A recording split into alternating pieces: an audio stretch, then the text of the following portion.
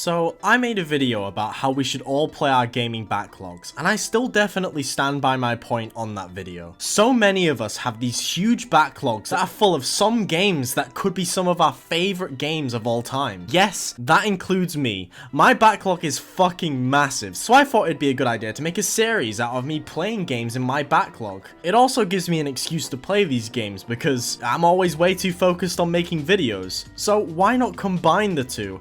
I am a bloody genius. So here we are, fellas. Welcome to conquering my game backlog. Let's begin.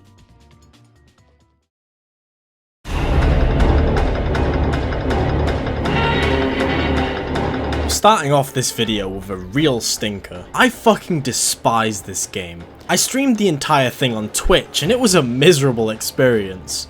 The original Outlast is considered one of the best horror games of all time, for some reason. Listen, I really don't like hide and seek style horror games, so I didn't exactly go in with a good mindset, but I'll start with some positives. Outlast 2 has an incredible atmosphere, and it does psychological horror extremely well, especially in the school sections, but they do fuck this up later in the game somehow and turn these sections into the usual run and hide dog shit. So yeah, I really like Outlast 2 in quiet moments where you're just taking in the atmosphere. The game looks visually incredible, what can I say? That's literally the only positive thing I can say about this game. Now on to the things I fucking hated. The game is not subtle in the slightest with its gore and horror. Listen, I like gore in a horror game as much as the next guy, but a lake full of dead kids is just, yeah, I don't know, man. You also witness a fucking childbirth at the end of the game too, and I had to censor that shit with a funny image because I was worried I was gonna get banned. I was also worried about the immense amount of nudity too, but I think I managed to censor that shit pretty naturally. It's insanely repetitive too. It's all just try and solve some sort of puzzle or move something while an unkillable fucker stalks you.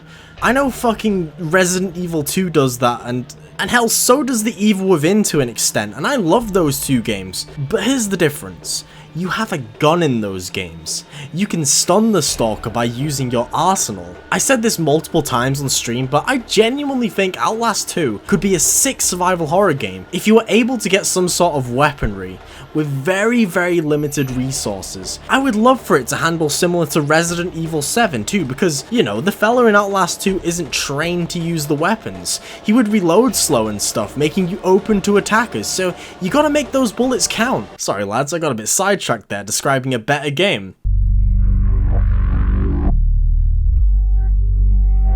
Now, this is a weird one to include because it's technically not even a game. It's actually a mod for Half-Life 2. But I mean, hey, it might as well be a game. It has achievements and shit, so yeah. Entropy Zero is a game set in the Half-Life universe where you play as the Combine, who, if you don't know, are the bad guys. It's always fun to play as the bad guys in games, and Entropy Zero does not disappoint. There's even snowy environments, for fuck's sake. These are always awesome. I only found out about this game recently because the sequel came out and I thought it looked cool, so I wanted to try them out. Yeah, that's literally the backstory. Okay, on to the actual game. It literally just plays like Half-Life 2. There are some new things here and there, and the UI is different too. It isn't a bad thing, because Half-Life 2 is an awesome game, so, you know, it's just epic on principle. At first, when I was playing through, I thought it was stupidly unbalanced though with the difficulty. Like, I was dying every 2 seconds. Turns out the game sent me in on the hardest difficulty, and I didn't even realize until like 4 missions in. I don't know if this was my own fault or not, but to be fair, it didn't ruin the experience. It was a short but sweet experience that took me about 2 hours to beat, and honestly, I am really excited to play the sequel. It might be in the next backlog video, or if I like it enough, I might even make a full video about it.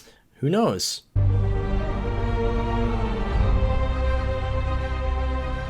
This technically shouldn't be on my backlog because this is my 3rd copy of the game, and I already have the Platinum on PlayStation, but come the fuck on, it's Spiderman by Insomniac, and now it's on PC! Yes, I am one of those fucking cretins that is very willing to double dip, or in this case, triple dip, when a game comes to PC. I could probably spend hours upon hours just swinging around the visually stunning New York City, beating up fellas with the extremely satisfying and engaging combat. I'm nearing the end of the game on the PC port, so it'll soon be out of my backlog. To be honest, a lot of people have talked about this game so fucking much at this point. There's not really much I can add here, but here's a little hot take. I think the movement in Sunset Overdrive is better than it is in this game. Thank you, everybody. That's my hot take.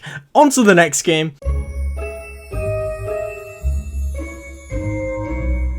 This game is pretty good. Pumpkin Jack is the first game I played on my Steam Deck, which is weird, I know, but like, it had a tiny file size, so it took like no time to install on it. And it gave me an excuse to play the game. I'm glad I did though. Pumpkin Jack has you playing as, well, a pumpkin fella called Jack. It's in the fucking name. I think the game was heavily inspired by the PS1 classic Medieval, and I get that because it plays like a PS1 game too. That's not an insult, by the way. I really do like the simplicity. Everything about it is so simple, from the combat to the platforming. To be fair, the combat pissed me off a bit, although that might have just been a case of the good old mad cuz bad. I absolutely adore the art style of this game too. Everything just looks incredible. There are also these little cool sections where you decapitate yourself and solve little puzzles scuttling about as a head. It's just overall a good time. It's not a perfect game and it isn't exactly a long game either, but it was fun. Shit, I just realized that I should have played this in October. What the fuck am I doing? If you've been keeping up with this series, you know the drill by now. Go into your backlog and play some of the games sitting there because they're in dire need of some sort of attention. And hell, who knows? One of those games might become one of your favorites. Let me know in the comments what backlog game you're playing currently. I would love to know. Okay, I'll see you all next time when I make part 4 of this series. See ya!